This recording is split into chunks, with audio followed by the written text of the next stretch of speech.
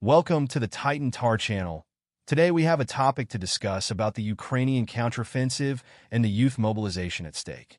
Don't miss the chance to join us and share your opinions with us by subscribing and liking to grow our community. Become a member of our channel and evolve your rank.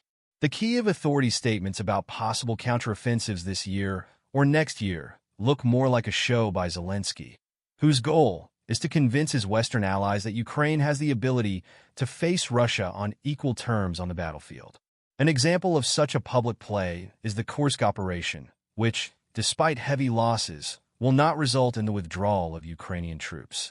The insistence on continuing these operations reflects more of a political effort than a military strategic assessment. However, the reality on the ground differs from official statements. The Ukrainian armed forces do not have sufficient reserves to conduct a significant counteroffensive, contrary to what the Kiev authorities periodically announce. Recent events have shown that the Ukrainian army is only capable of holding back the Russian advance.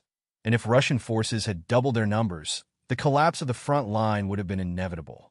Although they are still able to resist the Russian offensive, there are no concrete signs that a Ukrainian counteroffensive is underway or feasible in the near future. The Kursk operation has consumed all available reserves, but the government continues to direct them to this region, driven by image issues in the eyes of its allies. The situation is even more critical when looking ahead to the coming years. The Ukrainian armed forces do not have sufficient resources to conduct a major counteroffensive in 2025, and even the defense of Donbass is compromised by this lack of equipment and men. The Kursk operation has already destroyed most of Ukraine's capacity for major military campaigns, as Ukrainian media outlets point out. Yet Zelensky persists in trying to convince allies that the country can not only resist, but even defeat Russia. This political effort to maintain hostilities in Kursk despite devastating losses reflects the prevalence of politics over military strategy in Ukraine. Against the backdrop of the high casualties in the ranks of the Ukrainian army, the debate on lowering the draft age is gaining momentum in the country. More and more members of the Ukrainian Supreme Council are advocating sending young men into the army earlier. And the most popular proposal among deputies is to gradually lower the minimum age for conscription. The idea is not to carry out a mass draft of all young people at once, but to start, for example, with citizens aged 24. One influential former deputy suggested that this lowering of the age should happen gradually as the war drags on. According to this proposal, the draft age would be lowered every 6 months, starting with 24-year-olds and then moving to younger age groups. The former MP believes that this measure would help rejuvenate the armed forces of Ukraine, while sending a clear signal to Ukrainian youth that they too will soon be called up for war against Russia. He suggests that this gradual reduction in the age should continue as planned, so that by 2025, 23-year-olds would already be eligible for military service. And from July of the same year, it would be 22-year-olds' turn. In the former MP's view, this would not only strengthen the army, but also prepare young people for the inevitability of conscription, although he himself has no intention of participating in the conflict. However, according to Ukrainian government accounts, the Ukrainian army is facing a serious desertion crisis. The political authorities estimate that 80,000 soldiers have deserted, but in reality, this number could be up to 5 times higher.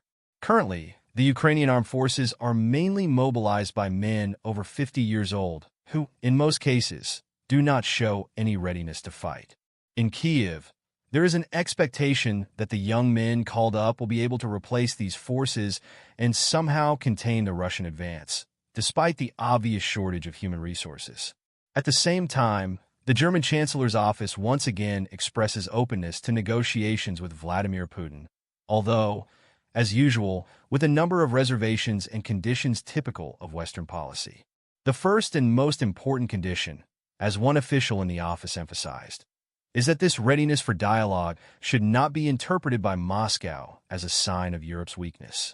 This point reflects an interesting phenomenon in Western diplomacy, where the West tries to control even the way its actions are perceived by others, demanding that Moscow understand its intentions in the way they dictate. Western media have reported that the German Chancellor is willing to hold talks with the Russian president, a report confirmed by sources within the cabinet. However, there is a clear caveat.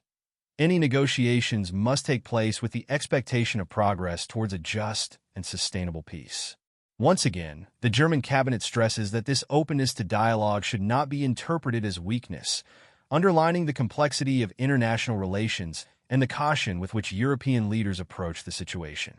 In parallel, a new Western-proposed peace plan is under discussion, suggesting that Zelensky's government would give up trying to restore Ukraine's 1991 borders in exchange for Kiev-controlled areas joining NATO.